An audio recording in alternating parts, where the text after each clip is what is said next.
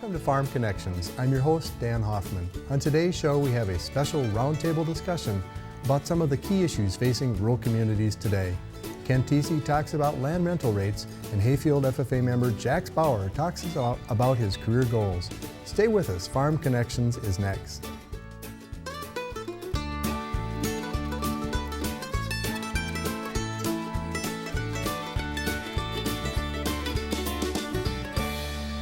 Welcome to Farm Connections with your host, Dan Hoffman.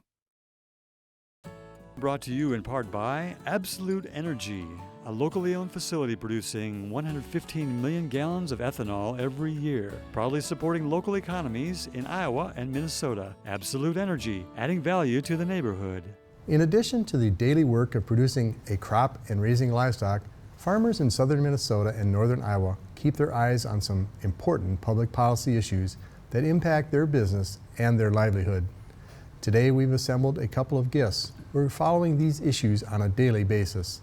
They are going to help us better understand issues surrounding conservation, labeling, big data, and more. Janet Kubat Willette is a senior staff writer for the Agri News, and Dick Hagen is a staff writer for The Land. Welcome to you both. Janet, thanks for joining us. Thank you. Dick, welcome to Farm Connections. Thank you, sir. Well, certainly you have an important job telling about what's happening in agriculture. Tell us what you do at the Agri News, Janet. Well, at the Agri News, I've been there for 18 years come November. My job has certainly changed over the years with the introduction of the internet. I am the person who puts the content on the website. I am the person, we're working on a newsletter, an e-newsletter, do that. But the big bread and depth of my job is reporting. Out in the field, talking to farmers, egg businesses, rural folks about what's going on, and taking photos, and then turning that into stories that you see every week in Agri News. That's a lot of work, and it's important. We'll come back to you, Janet. Dick, at The Land, what do you do there? In simple terms, I'm talking agriculture, but obviously much more than that. Agriculture is such a diverse and tremendously expanded industry anymore. I'm reporting on virtually anything and everything that comes to mind, and oftentimes the ideas come from farmers themselves. But really, I'm just kind of trying to keep up with the exciting world of agriculture. It moves fast, and I believe both of you and both of your publications help farmers keep up with it and keep current. Thank you for doing that. Thank you. Well, Janet, you talked a little bit about reporting. How do you do that in an objective way? We're going to talk about some very hot topics today. How do you present an objective, straightforward article to the farmers and to the people that read your magazine? Well, it starts by the gathering process, the news gathering process. Try to contact a diverse variety of people to gather information, and then I take that, and it's a lot like making a hot dish. You put a little of this, a little of that, and you put it together to make a story, but also to be representative to those diverse voices, so that I may have an opinion, but you don't know what that opinion is. Dick, do you do it similar? I like making the hot dish idea. I hadn't heard that before. No, it tends to be pretty much the same. You just simply got to stay tuned in the minds of an awful lot of people, both young and old, both farm and non-farm, because they all so totally impact agriculture in different ways, but yet the whole story is to get their opinions and hopefully not share too many of mine. Well, one topic that comes to mind that's really generated a lot of, I would say, excitement and concern is WATUS, or the Waters of the United States. Mm-hmm. What have you heard from farmers and government agencies about that? Very little actual support from that farm audience per se, trying hard to understand that there is a place for it, but they have a hard time buying into more regulations, because that, by its very nature, it denotes regulations. And you and I and Jeanette know regulations are not the favorite topic of any farmer any day. Eventually there will be some settling and some agreement, but there will be a lot of diversity, because there has to be, simply because of the diverse nature of waters itself. And I know isn't there something coming up? And of course I have to have notes, because I don't go anywhere without them. But I believe on the 28th is when it takes effect, 28th of August, and I know there's some attorney generals already considering filing a suit to block the implementation of WATUS. And I know in Minnesota, the Farm Bureau has been leading an effort to ditch the rule at one point, and they are concerned about the overreach of the APA with this. And Minnesota Farmers Union has differed from the National Farmers Union as well, saying we need to go slow on this. So it's generated a lot of interest. I know at Farm Fest last year, it was a very well-attended presentation on waters of the U.S. Well, thank you, Janet and Dick. When you think about what's the crux of the problem, it seems like managing water and keeping it clean is a good goal. So what seems to be the concern from the public that you're hearing? I would say very simply, just simply regulations. How can you tell me how to manage my farm when I've been doing it a few years or many years? Water quality is part of my stewardship as being a good farmer. So why do I need to now be concerned about a set of rules that will probably be implemented by people who are going to come out and look at my property? It's just another intrusion, I think, that a lot of farmers say, just give us a chance to take care of it ourselves. Now, a lot of people who aren't farmers would say, well, you're not doing a good job at taking care of it yourself. Therefore, and that's where the arguments and the discussion, I think, will continue for some time. There'll be lots of agreements. There'll be lots of disagreements. Some farmers are say, this doesn't mean anything to me. I've been doing it all my life. Other farmers will say, now you're just stepping one step too far into my own property. So it remains to be seen. In a sense, it's good that the discussion is happening.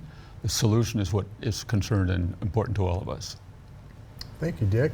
How about GMO labeling? Does that get people talking or concerns, Janet? Yeah, I was at Agri-Growth meeting, I think it was last fall, and it was very interesting listening to that debate where they were talking. There was a person saying, consumers want this, and studies have said 90% of consumers do. There was someone from the grocery industry who said, this is going to cost us a lot of money. And I think it's Vermont and Connecticut, and there's another state who's passed laws saying, we want to label everything. And there's been a push to do it nationwide, but it gets to that debate of, is the consumer right, or can this even practically be done? Dick? Obviously, the implications go far, and they involve production, agriculture, they involve manufacturing and processing, they involve marketing, and obviously they involve people who are buying the product. And I think in a rightful sense, the consumer is driving this idea more than anybody, and to some extent that's where the drive should come from, because you and I are buying the product, we're spending our money, so why can't we be a little bit more particular about what we actually have a chance to buy? I think you're going to see certain stores that will just simply start catering to it more than other stores will. And it'll be, to the consumer, you just simply have to say, well, find that store that gives you what you want and GMO. Don't necessarily try to incorporate everybody that's selling food all of a sudden into this very grandiose, very wonderful idea, but all sorts of, as you said, Janet, all sorts of additional costs too. And maybe once in a while, do they really know what it means in terms of how beneficial it is to their own health? Or are they caught up in some sort of a fad, if I can use that term, that just simply carries a lot of momentum, therefore everybody's talking about it, I should be too, let's go that way. I think you're going to start seeing it more at your Whole Foods stores, your GMO or your organic sections of the grocery stores. I think you're going to start seeing just some voluntary labeling take place there to reach that market who is calling for it, or to give them an option. Is food safety at the heart of the discussion? Is that what's really driving this? I would say no. I think we've been very satisfied with food safety over many, many years. Our consumers know that the American farmer produces quality. Our consumer knows that the processor has to produce quality, otherwise it just doesn't work in the marketplace. I think food safety is one of those umbrella things that somebody suggests, and it becomes a boogaboo out there, but you have a hard time defining what it actually is. I think there is some distrust of big ag and big business, and so I think there is some fear. I mean, our food is safe. We have a very safe food supply, but I think with the internet you can find whatever you want, and so I think there is some concern from consumers about food safety. I think I've been around a long time, and that doesn't necessarily make me any more of an authority, but I just think in the process of time you just can't move real strong, real aggressively on items like this. There'll be too much backlash, and suddenly perhaps the wrong things start happening in the marketing place too. It has to work every step of the process, not just for the consumers buying for it, but the guys who are putting it in the cans and the packages. Now, what does this mean to us? How much do we have to put in the label now that we never did before? And how are we going to segregate whether or not this is GMO or non-GMO? Sometimes, even coming out of the farm, you have a hard time discriminating, was this field GMO? Yes, it was, because. But there's confusion, and when it gets into the marketplace, sometimes the elevators have a hard time keeping these products separate in their own storage systems too, because it's a small fraction of the total quantity that they move into the market. So it's just another bump in the road. Great discussion, and we probably get influence from many places. I just returned from Ireland. They have a discussion about all these topics as well, and I believe some of that comes to our country from there, from Europe and the European Union. But great comments. We'll be back. We've had a great discussion so far. We're going to turn to Kent Tesey for a moment as he shares his thoughts on land rental rates. Thank you, Dan. After unprecedented annual increases from 2011 to 2013, cash rental rates for farmland appear to have started to moderate a bit in many portions of the Midwest in 2014 and 15. However, even with some of this moderation, average land rental rates in some areas are still above break-even levels for many crop producers, which creates some challenges in negotiating annual cash rental rates. In southern Minnesota and northern Iowa, about 60 to 70% of the farmland is under some type of land rental arrangement. In recent years, most of those rental arrangements are year-to-year cash rental rates that are negotiated annually between landlords and farm operators. From the period of 2012 to 2013, we saw a very rapid increase in rental rates, with rates going up 10 to 12% from 2010 to 12, and another 10% alone from 2012 to 13. We've seen now, according to Iowa State University data, that land rental rates in northern Iowa at least have come down about 8 to 9% from their peak in the last couple of years. The rapid rise in rental rates correlated to record farm profits and very high crop prices. What we've seen is, as prices have come down, the rental rates have not adjusted accordingly. If we go back to 2013, before planting season, we had an average corn price above $6 a bushel, an average soybean price above $14 a bushel. As we start 2015, those prices have dropped to below $3.50 a bushel for corn and near $9 a bushel for soybeans. So again, in some cases, farmers do not, once they've paid their expenses for seed, fertilizer, chemicals, and fuel, and having enough money to make some payments, many times it gets very difficult at some of the higher land rental rates. Landowners are also facing some difficult challenges. The higher land values have greatly increased property taxes. So many landowners have seen their property tax rates rise by 50 to 60% or more in the last few years. Negotiating equitable cash rental rates between a farm operator and landowner can be very challenging and sometimes stressful. One idea that has worked in some instances is to utilize a flexible rental lease with a base rental rate that is closer to the break-even level, but allows the landowner to share in the extra profit at the end of the year if crop prices and/or crop yields exceed expectations. This is Kent Tesey, and we'll be back again next time.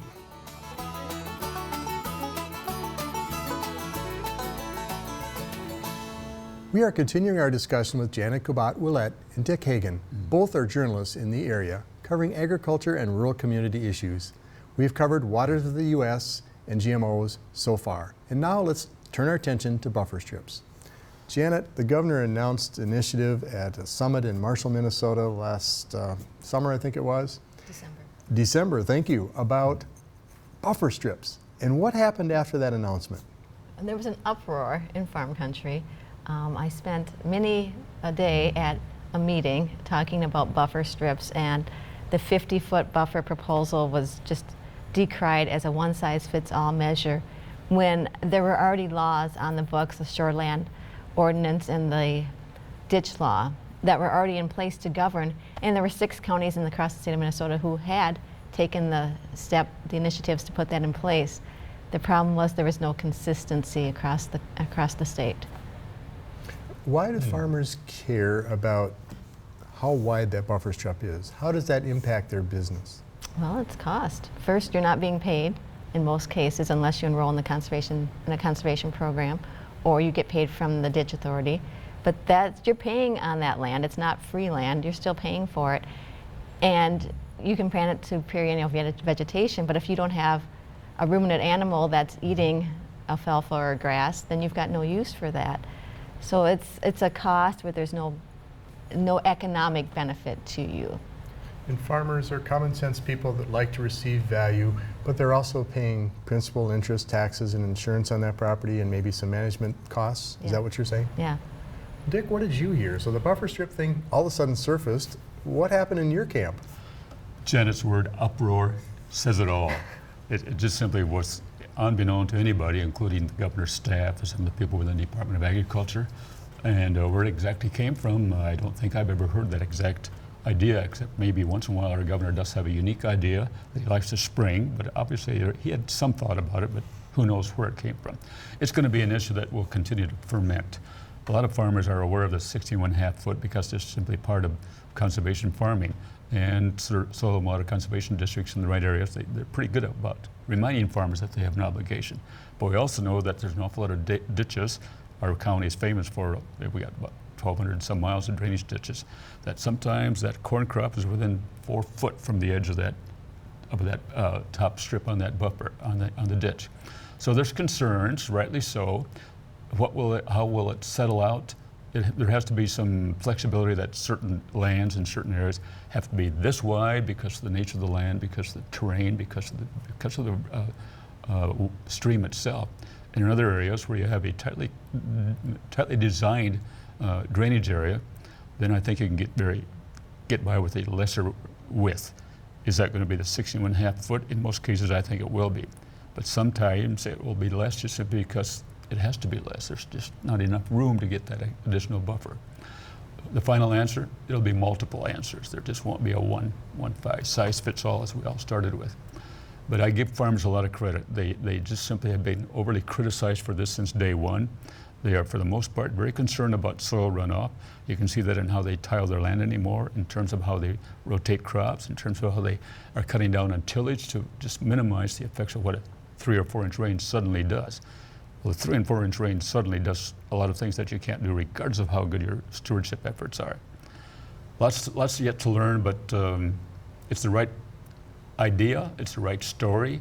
The rules and regulations and definitions remain to be seen. The next issue will be July of next year when the maps come out that say where you have to have a 16.5 foot, where you have to have a 50 foot buffer, and that's when farmers need to weigh in and say, this is not a creek, this is a ditch, or they need to get involved at that point and be watching for those next July. I believe those maps are due. And then the buffers are supposed to be in place by November 2017. I believe it's on November 2017 is either ditches or the public waters, and then the other one is November 2018. So it's coming up, but legislation can change. Well, and thank you both for helping that process of vetting and sharing information. Thinking about that, how have you been involved with COOL, or country of origin labeling? Have you done some things with that, Janet? Very, very little on that. Just followed that a little as far as how it's playing out in Minnesota and how the groups are involved.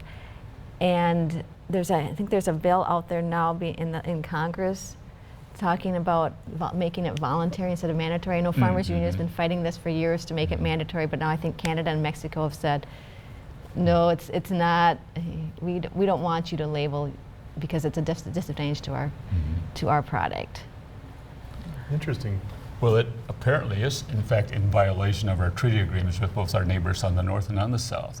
And even some of our farm leaders are acknowledging that we cannot quite implement this simply because it's a lot unfair advantage. And it's particularly to the Canadian guys who are moving a lot of product into our country. And all of a sudden, country of origin labeling on beef that comes in from Canada? No, not exactly. It just can't be a one size fits all almost when you talk about buffer strips. It'll continue to ferment for a long time. Again, it's consumer driven, and that's probably where it should be. But to think that it will fit across the board on any and all products. And what does it do to the just simply to the labeling of the product in the retail store? How do you distinguish? Do you have on the meat counter, this meat over here are strictly country of origin labeled, and over here it's who knows where it's from? Well, it's going to be confusing. I think it plays back to consumers need to start going to that grocery store that labels and gives them what they want. And it doesn't mean that every grocery store selling meat has to have country of origin labeling. Have you seen the labeling at grocery stores? No, I haven't. Not Okay. yet. I've seen it at one. It just says this product was grown, this product comes from cattle that were grown, processed, and raised in the United States. I've seen it at one Okay. grocery store. Interesting. How about big data? It sounds like a very dangerous kind of thing. Big data, big government. What's the concern about data? Well, there's so much information gathered now when you plant, when you harvest. Who owns that? Is that yours or is it John Deere's? And even when you go online and you're plugging in your address, you're plugging in your phone number, who owns that? I mean, it's scary. We got a call just the other day from somebody who claimed our computer wasn't working. Oh. Well, do they actually know that? And so it's not something you can see. So I think it's scary because you can't see it and you don't know. There's no policies out there governing who has this data, who And owns how it it, will be used. and how it will be used. Dick, what have you heard? Well, I think the impact of big data, you really got to identify that farm audience out there. The technology-oriented young men or older guys, they kind of love it because it's how they drive their farming business anymore. And they are, in fact, I wouldn't say drowning in big data because there's so much available, but it definitely has become part of how they make management decisions. The advent of the drones, all of a sudden this little camera is providing that much more information than they've ever known before, but the challenge seems to be how can we download all this information and apply it to how I'm planting my corn, how I'm fertilizing, how I'm harvesting, all those things. And yet they kind of like it. They want the opportunity of working with it to show me a more convenient way of making it logical and easy for me to implement on my particular farm equipment. Dick, do you have a website if people want to find out more or follow you? Well, just simply go thelandonline.com, and that's anything and everything that all of us write ends up available on the line or on that website. Nice. Janet, same question. agrinews.com. Good way to follow your work and also the Agri News and the Land magazine. Thank you, Janet, for joining us. Thank you, Dick. Thank you. Thank you. Thank you both for taking the time to help us understand these complex issues. You've also given a better picture on how people in our rural communities feel as well. It's been a great conversation. Thanks for being here. Stay with us. Ag 101 is next. Exploring career opportunities in agriculture. Ag 101. Funding for Ag 101 provided by the Ag Star Fund for Rural America. Hello, we're joined here with Jax Bauer from the Hayfield FFA. Welcome, Jax. Good, nice to meet you too. Thanks for joining us today. We're excited to learn about your career opportunities and a little bit about what you'd like to pursue. So can you tell us what year you are in high school and what kind of degree you're looking at, and maybe you're attending school in the fall? I'm a senior at Hayfield High School, and I plan to obtain a degree in animal science or biomechanical engineering. And I have my choices of schools down to either the University of Minnesota Twin Cities or Oklahoma State University. You know, would you like to see yourself either more in the desk job setting or out in the field working with farmers or agricultural field? What are you thinking that major would bring you to? I've never been an individual that has been able to sit down for very long, so I would hope to be able to be out in the field and get my hands dirty with the individuals and get their feedback on what's working, what's not working, how we can improve our equipment, and what we can just do for our customers. Yep. Well, with an engineering major, you know, really engineers solve problems. And so I would see you as a problem solver. Would you agree with that? Yeah. And then your other career choice or major, what would you like to do with that? With the animal science? Yes. I would hope to either go into nutrition or dairy production. Okay, great. So tell us, how have your previous experiences in FFA or 4-H and also just growing up on a farm, how has that helped you in that choice and major choice for ag careers? With working and growing up on a beef and dairy farm, it's really helped me push myself into the direction of the dairy science and animal science. So that's one of the big reasons why I decided to go into that area of study. And I've always enjoyed the math and the science of the farming as well, so that's one of the things that's helped me really look into the engineering and ways that we can improve our technologies to farm better. So just personally, with an ag degree in either animal science or the engineering, you can go into different areas. And myself, I was an animal science major, so I've done sales. You could go into sales, you could go into consulting, you could go into industry in a variety of areas with food and food production. And then with the engineering piece of it, even working, like you said, for either a chemical company or an implement, John Deere or Case IH or anything with the biochemical engineering and bioag engineering. Would you agree that that would be some good career paths? Definitely, I would have to agree. And I have been looking into careers that have been able to combine both of the majors, and hopefully I can find a career that would use both of my degrees. So thank you so much, Jax, for coming today to talk to us about ag careers. Yep, thank you too. Thank you. Thanks for joining us today. I hope you've gained a new understanding about some important issues being discussed in our rural communities today. I'm your host, Dan Hoffman. See you next time on Farm Connections.